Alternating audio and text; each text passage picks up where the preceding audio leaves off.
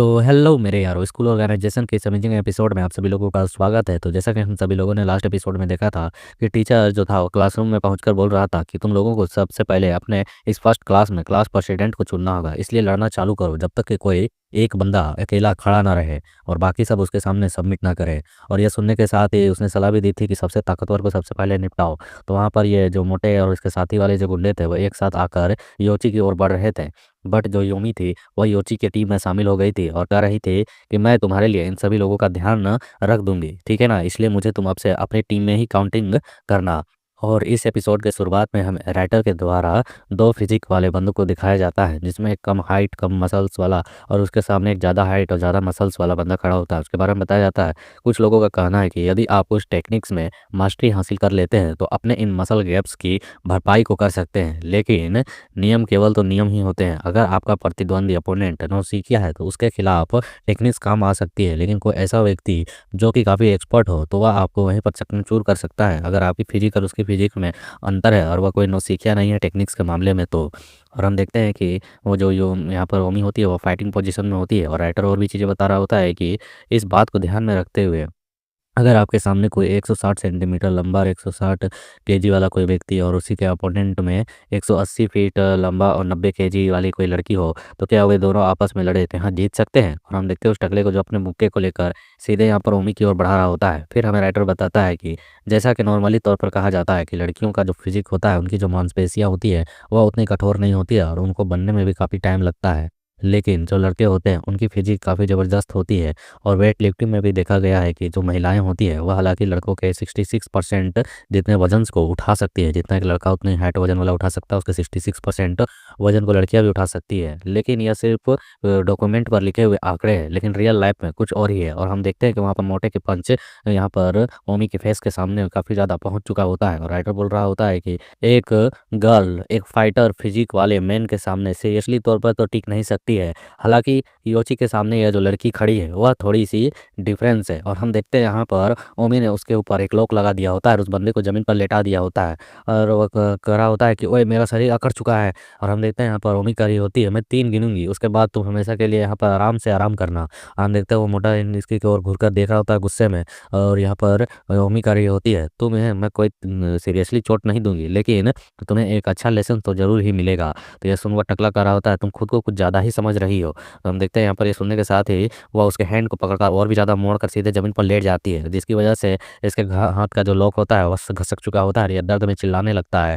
हम देखते हैं इसके साथी के साथ ऐसा होते हुए देख इसके दो बंदे आगे की ओर बढ़ते और कहते हैं कि बिल्कुल नहीं, तुम बस एक नौसिखिया हो जो इस तरीके के हरकतों के करते हुए लड़ रही हो। तो हम देखते हुए दूसरा बढ़ते हुए कह रहा होता है मैं तुम्हें मार डालूंगा। यह सुन यहाँ पर ओमी कहती है क्या तुम मुझे मार डालोगे, यह तो कुछ ज़्यादा ही हो गया।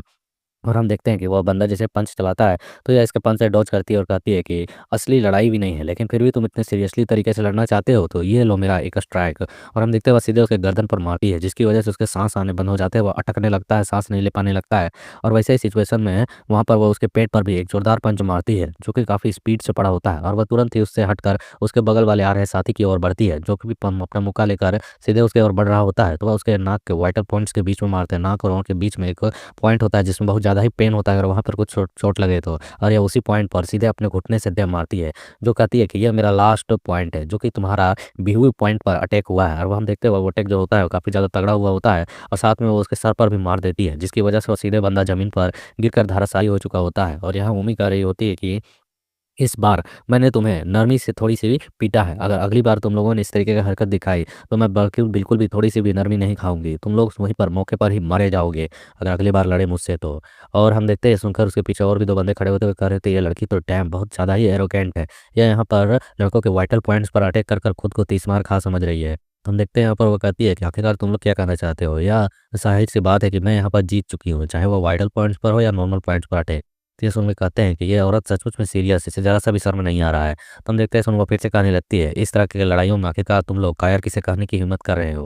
और हम देखते हैं योची के मन में चल रहा होता है कि कायर वह एक पूरी तरह से एक तरफा जीत थी। इस लड़की ने यहाँ पर उन लोगों के केवल वाइटल पॉइंट्स को ही निशाना नहीं बनाया है, बल्कि सही समय रहते ही इसने यहाँ पर उनके अटैक्स को बिल्कुल सही तरीके से डॉज किया है और खुद को साबित किया है, क्योंकि उस मोटे का जो अटैक था, पंच था, वो लगातार सीधे इसकी ओर तेज़ी से बढ़ रहा था। जैसे इसने यहाँ पर सही टाइम पर रहते ही मतलब कि डॉज कर लिया था जो उतने करीब से। और ये बात योची कर रहा होता है, उसने ना सिर्फ अपने अपोनेंट के हमले को बिल्कुल सही तरीके से समझ कर सटीक तरीके से डॉज किया, बल्कि उसी समय पर उसने उसके पैरों पर भी वार किया, ताकि उसका जो पोजीशन है, उसका जो संतुलन है, बैलेंस है, वह बिगड़ जाए। और वह जैसे उसका बैलेंस बिगड़ते हुए देखे, तो तुरंत उसने उसके ऊपर आर्म लॉक का यूज़ किया और इतनी तेज़ी से वो उस पर अटैक किया कि वह भी खुद को सँभाल नहीं पाया। और उसी के साथ उसने बाकी बंदों को भी देखते हुए उनके वाइटल पॉइंट्स पर निशाना लगाया, जो कि काफ़ी ज़्यादा इंपॉर्टेंट पॉइंट्स होते हैं। ऐसे सिचुएशन में इतनी तेज़ी से रिएक्ट करना, यह चीज़ साबित करता है कि वह ना तो कोई कायर है और ना ही कोई छोटा-मोटा फाइटर। तभी वहाँ पर उस क्लासरूम में कोई और भी एक लड़का होता है जो साइड में बैठा हुआ था, जो इन लोगों से डिस्टर्ब नहीं हो रहा था। और तभी वह कहता है कि क्या ये लड़की कायर है? तुम लोग क्या बकवास कर रहे हो? बिल्कुल भी नहीं। फाइटिंग में सब कुछ चीज़ों की इजाज़त होती है। और हम देखते हैं उस बंदे को जिसने एक चेयर उठा लिया होता है और वह सीधे योमी पर अटैक करने जा रहा होता है, कहता है कि मैं पूरी तरह से तुम्हारे बातों पर सहमत हूँ। और हम देखते हैं वह और जो चेयर योमी के फेस पर पहुँच रहा होता है और योमी उसी की ओर देख रही होती है और वो उस बंदा कर रहा होता है। अंत में जो पहले यहाँ पर वार करता है वही जीतता है। बट हम तभी देखते हैं बीच में योची आ चुका होता है, एक किक अटैक के साथ उस चेयर के 2 टुकड़े कर देता है। वह अटैक होमी को नहीं लगने देता है और उसी के साथ वह तुरंत ही एक तगड़ा पंच सीधे इस बंदे के थोबड़े पर मार देता है। और हम देखते हैं इसके पंच का वार जो इतना तेज होता है कि वह क्लासरूम के एक एरिया से दूसरी एरिया की ओर घसीटते हुए सीधे जाकर गिरता है। और ओमी इस तरीके से बचाते हुए देख ओमी कहती है, अरे बाप रे, मैं तो इसके प्यार में गिर गई। क्या मैं पहले भी गिर चुकी हूँ? ओह नहीं, मैं तो पहले से गिरी हुई हूँ। या तो हो चुके पीछे पड़ी हुई है। और हम देखते हैं वो बंदा जो कि लंबी जुल्फ़ी वाला होता है, वो कह रहा होता है, ओहो! बिल्कुल नहीं, ओगामी योची, क्या तुम सचमुच में मुझसे लड़ना चाहते हो? और वो खड़ा होने लगकर कहता है कि अब मैं इसका इंतज़ार नहीं कर सकता हूँ। तुम वही हो जिससे मैं काफ़ी देर से कुचलने के बारे में सोच रहा था, बट शांति से बैठा हुआ था। तुम हमारे क्लास में सबसे ज़्यादा स्ट्रॉन्ग लड़के के तौर पर दिखाई देते हो, तो अगर मैं तुम्हें यहाँ पर हटा दूँ, तो क्लास प्रेसिडेंट सीधे तौर पर मैं ही बन जाऊँगा। तो योची की आवाज़ इस तक आती है कि तुम यहाँ पर आखिरकार क्लास प्रेसिडेंट क्यों ही बनना चाहते हो? यह सुन वो कहता है कि क्या यह नॉर्मल सी बात है, टीचरों के नज़र में आना और क्लास प्रेसिडेंट बनने के कुछ अपने ही फ़ायदे हैं, और साथ में इसी इकाई गैंग में शामिल होने की जो गुंजाइश है वो थोड़ी-सी बढ़ जाएगी। तो ये सुन योची कहता है कि क्या तुम इस इकाई गैंग में शामिल होना चाहते हो, लेकिन क्यों? तो यह सुन वो कहता है, हैं? क्या पूछ रहे हो यार? यह तो स्पष्ट रूप से बात है, क्लियर सी बात है। यह दुनिया सत्ता और ताकत और राज पर चलती है। आखिरकार कौन नहीं पैसा, औरत और इस इकाई गैंग में शामिल होकर उसका नाम कमाना चाहता है? यह तो ज़ाहिर-सी बात है, जो मैं चाहता हूँ और वह मैं लेकर रहूँगा, इस इकाई गैंग की शक्ति। तो हम देखते हैं इसके ऐसे बकवास सुनकर रोमी कहते, उफ़! ये घिनौने लोग और इनकी घिनौने सोच। और हम देखते हैं हँसते हुए अभी भी कह रहा होता है कि इसीलिए मैं सबसे पहले तुम्हें कुचल दूँगा, ताकि क्लास पर कंट्रोल मैं स्थापित कर सकूँ अपना। इस तरह से इस इकाई गैंग में शामिल होना मेरा और भी अधिक बढ़ जाएगा इसकी पॉसिबिलिटी। तो तुम भी तो यही चाहते हो, है ना? तो हम देखते हैं सुन यहाँ पर योची हँसते हुए कहता है कि यह एक नंबर का बेवकूफ़ है। तो हम देखते हैं बेवकूफ़ कहते हुए सुन वो बंदा हैरान होता है और योची की आवाज़ आती है कि तुम मुझे कह रहे हो कि मैं ऐसे बचकाने और घटिया गोल्स को रखकर यहाँ पर आया हुआ हूँ? और वह एक सीरियस फेस बनाते हुए घूरते हुए ऐसा कहता है कि अगर तुम इसी तरीके के फालतू गोल्स के लिए यहाँ पर क्लास प्रेसिडेंट बनना चाहता है, तो कभी नहीं तुझे बनने दूंगा। यहाँ पर क्लास प्रेसिडेंट तो मैं ही बनूंगा। हम देखते हैं सुनकर वह बंदा हंसने लगता है और फिर टीचर्स तक आवाज़ आती है उनकी, जो कह रहा होता है, तो फिर मुझे बताओ तुम यहाँ पर कौन सी बड़ी एम को लेकर आए हो जो तुम मुझे इस तरीके से कह रहे हो? अगर तुम्हारे अंदर भी यही एम्स नहीं है, तो बताओ ईमानदारी से, आखिरकार तुम्हारा इस स्कूल में आने का क्या पर्पस था? तो यहाँ पर योची की आवाज़ आती है टीचर तक कि हाँ, मैं इस इकाई गैंग में शामिल होना चाहता हूँ, लेकिन सिर्फ शामिल होना काफ़ी नहीं है। मेरा एम इस इकाई गैंग के टॉप पर पहुंचना है। यह सुनकर वे सभी बंदे हैरान हो रहे होते हैं और वे कहते हैं कि तुमने अभी क्या कहा? तो योची कहता है कि अगर मुझे ऐसे शब्दों को तुम्हें जाहिर तौर पर समझाना है, तो मैं तुम्हें समझाता हूँ। और वह आंखें खोलकर उसे देबूरते हुए बताता है कि मैं पूरे इस इकाई गैंग के न्यू वॉन ग्रुप को जिम्मेदारी को अपने हाथों पे लेना चाहता हूँ, इसका मालिक बनना चाहता हूँ। अगर तुम्हारे पास इस लेवल के एम्स नहीं है, तो तुम्हें मेरा अपोनेंट होने के लायक भी नहीं कहा जा सकता है।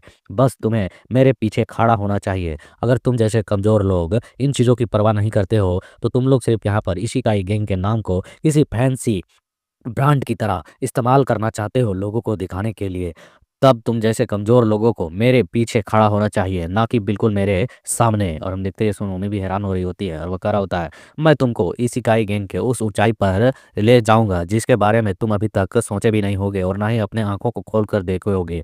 तो तुम्हें इस समय तुम्हारा सामना किससे हो पा रहा है, क्या तुम समझ भी पा रहे हो? ध्यान से सुनो और समझो मेरी बातों को कि मैं तुमसे क्या वादा कर रहा हूँ, इसलिए मेरे पीछे आकर खड़े हो जाओ। और वो बंदा हैरानी से सुन भी रहा होता है और योची यहाँ पर अपने शर्ट को उतारते हुए कहता है, यदि मात्र मेरे शब्द तुम्हें कहने पर विश्वास नहीं हो रहे हैं, मतलब मेरे शब्दों से तुम पर प्रभाव नहीं पड़ रहा है, तो आओ फिर मुझसे लड़ो। मैं तुम्हें समझाऊंगा और अपने शब्दों को तुम्हारी छाती पर छाप दूंगा। और हम देखते हुए एक टर्किश पोज देते हुए उस बंदे को घूर रहा होता है और कहता है कि मैं कौन हूँ और मैं क्या बनना चाहता हूँ, मैं तुम्हें आज साबित करूंगा। आओ और मुझे फॉलो करो या फिर यहीं पर मिट जाओ।